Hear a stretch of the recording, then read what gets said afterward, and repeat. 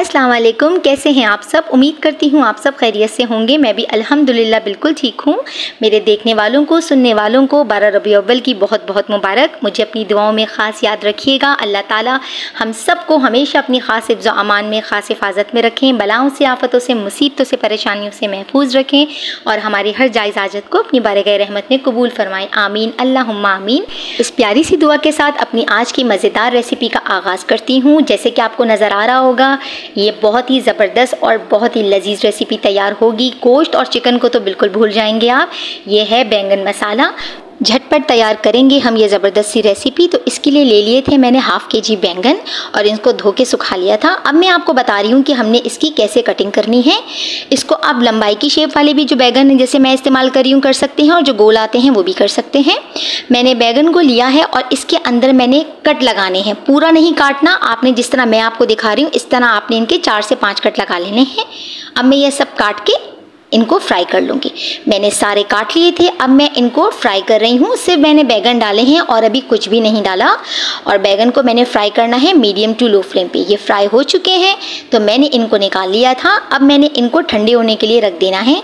जितनी देर में ये ठंडे होंगे उतनी देर में हम तैयार करते हैं अपनी इस मसाला, जो ये मसाला ग्रेवी हमने बनाना है वो।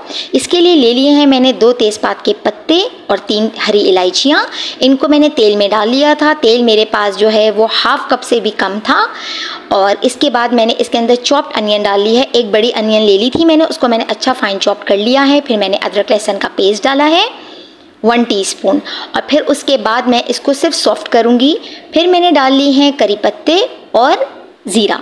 ये डाल के हमने अभी भी जो फ्लेम है वो मीडियम ही लो रखी हुई है, बिल्कुल भी तेज़ फ्लेम नहीं है, नहीं तो हमारा जो ग्रेवी का कलर है वो अच्छा नहीं आएगा।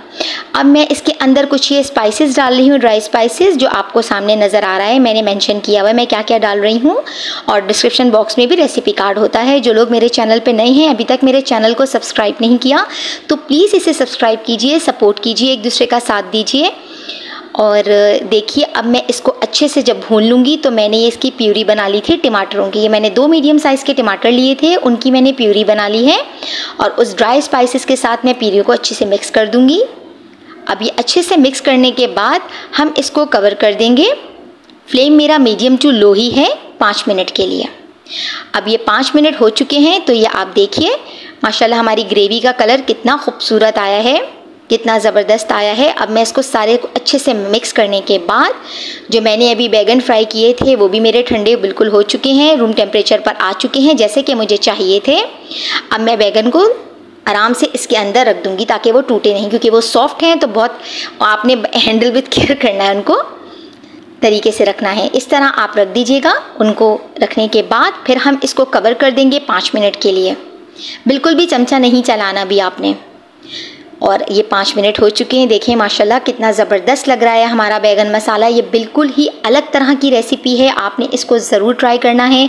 ये मेरी अपनी रेसिपी है तो आपने मेरी हौसला अफजाई करनी है, मुझे इसी तरह प्यार और मोहब्बत देना है जैसे आप लोग दे रहे हैं। बहुत बहुत शुक्रिया।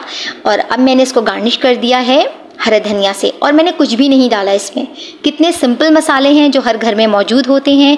और हम बहुत बोर हो जाते हैं कभी कभी, वही सेम एक बस आलू बैंगन बना लिया या भगारे बैंगन बन गए। कुछ नया ट्राई करना चाहिए, क्योंकि हम ये नई चीज़ें ट्राई करते हैं तो हमारे बच्चे भी खुश होते हैं और फिर बहुत अपीलिंग लगता है जब हम इसको दस्तरखान पे रखते हैं। तो ये देखिए माशाल्लाह इसका फाइनल लुक कितना ज़बरदस्त आया है।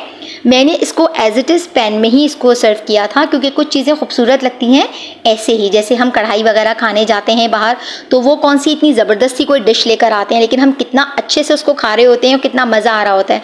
तो ये देखिए इसी तरह पैन में कितनी खूबसूरत लग रही है। मैंने इसको एज इट इज़ सर्व किया था बॉइल्ड राइस के साथ। आप इन्हें चपाती और नान के साथ भी कर सकते हैं सर्व।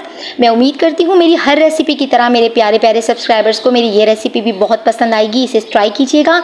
मुझे आपके प्यार भरे मोहब्बत भरे फीडबैक का इंतज़ार रहेगा। प्लीज़ मेरी वीडियोस को लाइक कीजिए, शेयर कीजिए। बहुत बहुत शुक्रिया आप सबके प्यार का। इसी तरह मेरे साथ देते रहिए।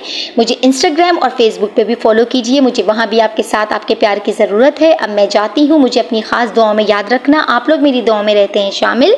फिर हाजिर होगी आपकी बहन एक मज़ेदार और क्विक रेसिपी के साथ।